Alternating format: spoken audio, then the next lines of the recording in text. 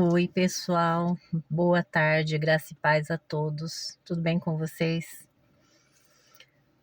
Gente, em João 21 está escrito assim: Jesus fez também muitas outras coisas.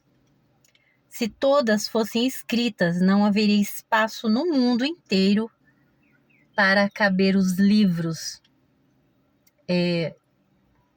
Não bem com essas palavras, tá? Mas não haveria espaço para caber os livros se fossem escritas todas as coisas que o Senhor Jesus fez. Isso que, contando o tempo de vida dele, ele viveu, né, muito pouco. E ele fez muitas coisas. E a gente tenta conhecê-lo, nós que não vimos e cremos, nós tentamos conhecê-lo através da escritura, através das cartas, através dos relatos dos apóstolos. E verdadeiramente é só através do Espírito Santo que podemos conhecê-lo, entendê-lo e podemos nos aproximar dele. Imagine que eu, por exemplo, tenho 3 filhos. Esses meus 3 filhos, cada um deles tem um ponto de vista sobre mim. Um vai ter um tipo de lembrança, o outro vai ter outro tipo de lembrança. Um é mais amoroso, o outro é mais afastado. Cada um deles tem uma personalidade. E eu, como mãe, amo todos eles. E eu procurei fazer o meu melhor para todos eles. E com certeza, um vai se sentir mais amado, outro vai se sentir menos amado, vai achar que o outro é preferido, um vai ter ciúme, outro vai ter inveja. Eu acho que na maioria das famílias tem isso. Ciúmes entre irmãos, inveja entre irmãos. Ah, o pai prefere aquele, a mãe prefere aquele. E isso depende muito da personalidade deles, do jeito que eles me enxergam, de como eles me procuram, de como ele se sente amado. Mesmo que eu acho que eu demonstro amor igual, cada um vai se sentir amado à sua maneira. Um menos amado, outro mais amado, e isso gera ciúmes.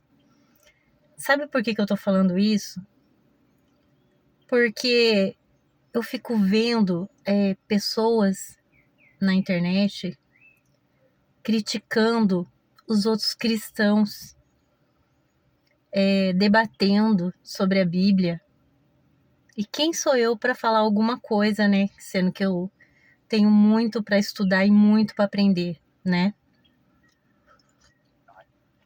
Mas, gente, se o Senhor Jesus, que viveu nessa terra, a gente não consegue conhecê-lo completamente através das escrituras, entendê-lo completamente. Imagina Deus. Como que a gente pode definir Deus? Como que a gente pode entender Deus? Se o seu poder é infinito. E eu vejo os teólogos discutindo sobre Deus, não porque é assim, porque Deus perdoa assim, porque um está predestinado, porque o outro não está. Então, será que Deus tem culpa? Será que Deus não tem culpa? Será que isso? Será que aquilo? E eu fico pensando assim, o nosso entendimento é tão pequeno, a nossa capacidade de conhecimento, de entendimento, de sabedoria tão limitada para a gente entender Deus, para a gente definir Deus com as nossas palavras. Nosso conhecimento é muito limitado. Por mais que a gente estudasse todos os teólogos, filósofos, todos os livros, mesmo assim, o nosso conhecimento seria muito limitado para entender Deus. Se o que o Senhor Jesus fez, não haveria livros para caber todos os seus feitos, imagina o conhecimento e a sabedoria e o poder infinito de Deus. Não tem como a gente definir Deus. Não tem como a gente querer colocar Deus numa caixinha, num livro de regras e falar, não, para agradar a Deus tem que ser assim, assim, assim, assim. E eu não tô falando que é importante, eu não sou tão ignorante assim. É importante. Os teólogos, os pastores são extremamente importantes. Os estudos. Eu quero estudar muito ainda. Mas eu acho uma ignorância tão grande a gente ficar brigando com os nossos irmãos e falando, você tá errado. Porque Deus é assim, porque Deus quer assim, porque Deus quer assado. Gente, meu Deus, eu não sei se eu consigo expressar em palavras. Eu imagino assim, que cada um, Deus dá um conhecimento, um certo conhecimento de acordo a nossa necessidade. Deus não vai dar além do que a gente precisa. Não estou falando que tem que buscar, tem que buscar. Vamos buscar, vamos pedir conhecimento. Mas Deus vai dar o necessário.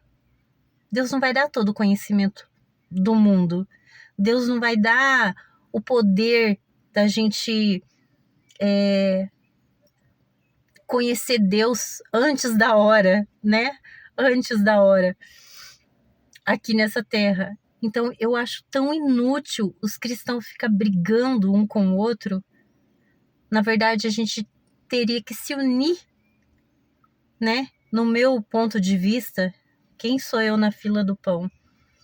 Mas, ao meu ver, não compensa eu chegar numa irmã, num irmão, e por mais que eu veja coisa errada, e eu posso até falar que eu não concordo, coisas que eu não concordo, que eu vivi, que eu não concordo, que eu entendi que estava errado, mas isso não me dá o direito de eu julgar outra pessoa, que ela é menos amada por Deus, que ela não vai entrar no céu porque ela está em determinada igreja, não me dá o direito de desprezar ninguém, de me achar melhor do que ninguém, ou seja, porque eu estou indo numa instituição A ou B ou C, não me dá o direito de eu me achar que eu sou melhor, que eu sou mais sábia, que eu tô mais perto de Deus, ou que eu sou mais amada por Deus porque eu conquistei algo e a outra pessoa não conquistou, porque a misericórdia de Deus, a gente não se mede com bens materiais, a gente não se mede pelas nossas obras, pela nossa inteligência, capacidade. Nós não podemos medir a misericórdia de Deus.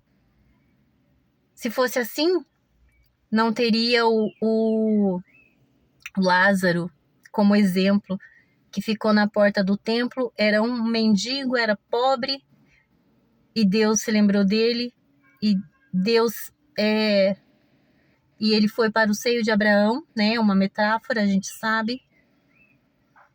E o rico era rico nessa terra, mas não tinha nada da misericórdia de Deus, não tinha nada de Deus. Então, ao meu ver, gente, eu sei que é prepotente, como o irmão diz num outro vídeo, que eu quero ser prepotente. Não é que eu quero ser mais do que ninguém. Mas se eu tenho os meus filhos e eu vejo eles brigando, ai, a mãe me ama mais, a mãe prefere mais porque ela me deu para mim primeiro, me deu o primeiro pedaço do bolo. Gente, eu vou repreender os meus filhos. Eu imagino Deus vendo os teólogos brigando aqui embaixo. E eu falo assim, eu imagino que Deus pensa assim, vai chegar Aonde? Se um machucar o outro, magoar o outro, aonde vão chegar com tanta discussão? Seria muito mais fácil de respeitar. Tem que ter discussão, às vezes tem, mas assim, com respeito, com amor, vamos chegar a um consenso, vamos ver, vamos tentar entender o que Deus quis dizer com essa passagem da Bíblia, com isso aqui. Então, eu não sou a favor de discussão, eu não sou a favor de ficar atacando gente na internet, não sou. Não é porque eu saí de uma instituição, eu gravei aquele vídeo e foi muito emotivo. Eu até chorei vendo meu próprio vídeo. Eu estava muito emotiva porque foi muito difícil para mim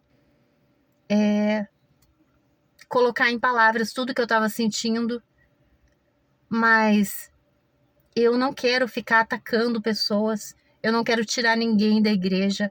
Eu quero que as pessoas conheçam um Deus amoroso. Eu quero que as pessoas conheçam um Deus de misericórdia. Conheçam um Deus que Ele te ama pelo que Ele fez, pelo que Ele já te criou, já te modelou, já te formou.